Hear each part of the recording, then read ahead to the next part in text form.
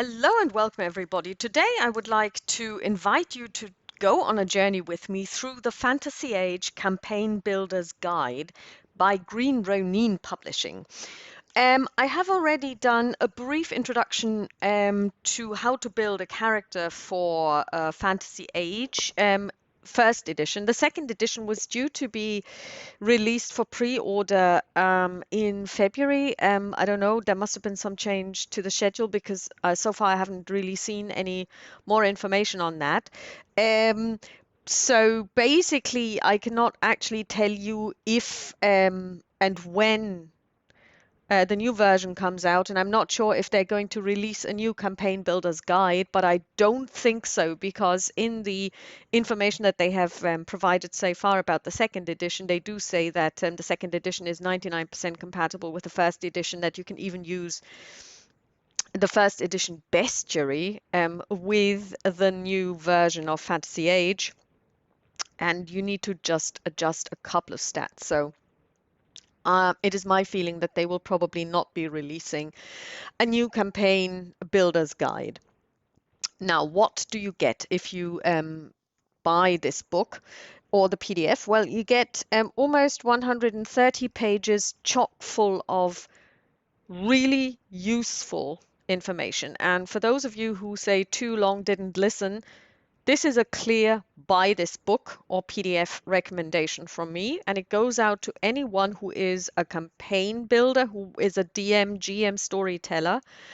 First and foremost, of course, for people who are using the Fantasy Age uh, role-playing game system, because a lot of the information that pertains to building encounters or building monsters, building NPCs, or even location stunts and stuff are, of course, geared towards being used with that particular system. So you will, for example, have information on stunt points or stats and stat blocks and how to change them. And of course, these are geared towards the 3d6 system of Fantasy Age. So if you use the information from a different system, some of the numerical and statistical background that is detailed in this book will not really help you because you will not be able to use it. However, having said this, I have also disclosed that I've never actually played Fantasy Age. I've played Dragon Age for a very long time, but we're planning on migrating to a different system, and Fantasy Age is at this stage my basically the one that I really want to use because I really love the age system, and I'm also going to do the modern age system review on this channel. I got the book, the core rule book the other day, and I'm still waiting for Threefold because that's a backdrop campaign setting for it. So even if you don't use Fantasy Age, you can still buy the book and use it because a lot of the stuff that they tell you about how to build campaigns, how to build encounters, adventures, and then a campaign, how to create and breathe life into NPCs, how to have dungeon master run NPCs, how to design locations, what to bear in mind when you bring in gods and divine influences, how to run an epic campaign even at epic levels, what to look out for there, are all in this book, and they are universal.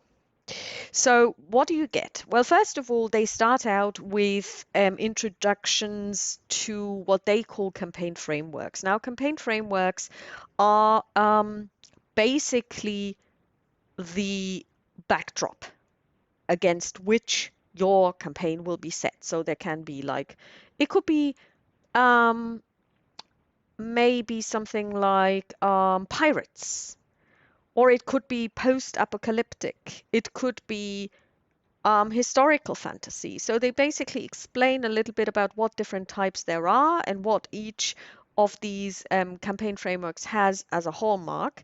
Then they go into how to structure a campaign, and they basically take it from the top. So they start with the campaign, then comes the adventure, and lastly comes the encounter. Now, I would like to turn it a little bit around because I find it a little bit easier to start from the encounter.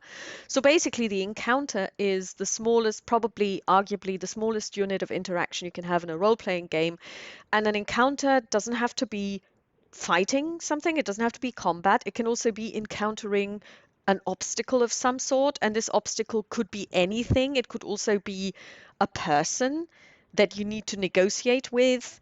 It could be a trap. It could be a house, a building, a location that you have to do something in or with. I would even say it could be an object that you interact with. Let's say you try to open a chest, that could be trapped. You're trying to solve a riddle, that could be difficult. And then basically how many encounters you should have to form an adventure. So an adventure is a series of encounters, and then a series of adventures then form the campaign. The adventure itself is divided in this book into two possible scenarios, and I'm using the scenario in a different meaning than you would normally use it in RPGs. You have the scenario that you have a three-act structure, which is very reminiscent of TV show episodes, where you usually have a three-act structure, and that's one that's actually quite famous. A lot of people in storytelling use the three-act structure. So you have like the exposition part, where the story is told, where a setting is explained, where characters are introduced. Then you have the building tension, where a first confrontation can happen. And again, this confrontation doesn't have to be fighting anyone. It can also be being confronted with, let's say, a haunted mansion that you have to explore in order to find evidence to be able to bring to court the person who has managed to conjure up the haunting to begin with.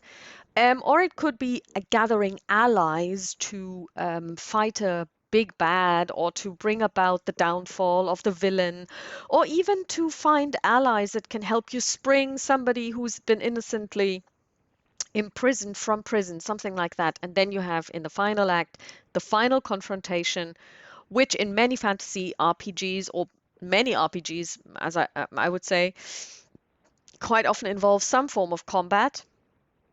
Again, social combat is always an option. And then you have the five-act structure, which they actually reference back to Shakespeare. I wasn't even aware of this, but it seems like Shakespeare was usually using this particular structure. So you have like the first two acts are the same. Then in the third act, you have the climax. Then in the fourth act, you show the fallout of the climax with the or on the heroes, and then you have the denouement, which is kind of where you then go and say, okay, basically everybody now goes on to live their lives if they survive. Um, when I was talking about um, building an adventure on the channel, my most recent talkie on this topic, I actually didn't talk about this, but I did have a denouement when we were playing the Wendigo scenario, where basically then the main characters get to celebrate Christmas because it was the end of the year, and then basically there is New Year's, and we ended on a cliffhanger there, but it was a denouement. Um, Everything was neatly wrapped up. If you've listened to that particular storyline, they also went to talk to the bereaved of one of the victims. They handed over the personal belongings of that victim to that person to basically tie off those loose ends. So that would be the Act 5, the denouement, but it's not really necessary. So basically, that's how you construct an adventure. And then if you have a series of adventures, they can be turned into a campaign, which is set in a world of your choosing. And even kind of like, what kind of a world is it? Is it like a world encompassing epic story, or is it maybe they call it, I think, the fiefdoms, or the five fiefdoms, or something, where you basically have a lot of political intrigue and it may be really small. You can also just basically set it in a town or in a big city where people are basically based and things happen there, and you could actually have like small things happening to the different characters, but then suddenly from the outside stuff moves in and they have to brave that. They have to then leave the confines maybe, but also the safe haven of their city and venture out. It really depends on what kind of a um, um, scenario you would like to play.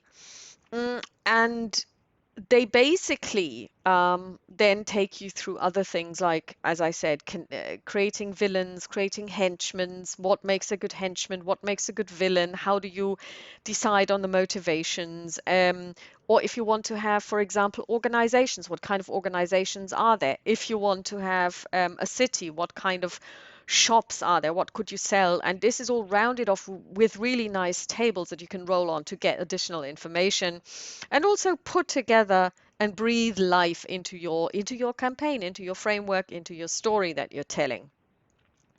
And what I especially like is that at the end of each chapter, they have an example where they use the theoretical foundations laid in that particular chapter and show how they are using it in a fictitious environment with fictitious people, creating fictitious adventures, encounters, campaigns, villains, etc., and walk you through it.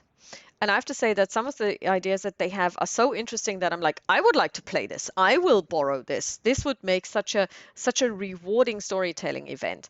Um, and so to my mind, this book is really worth its money. I really recommend it. If you're using Fantasy Age, then a lot of the stuff that they're telling about how to change and um, mod, as it were, the information from the bestiary or from the basic rule book is spot on because you can just take it over one to one. If you use a different system, if you run a different system, then the background and I would say 80% of the information is still relevant to you. So this is a clear insta buy if you are a storyteller, DM, GM, and would like to get some more background to how to create stories and how to tell them.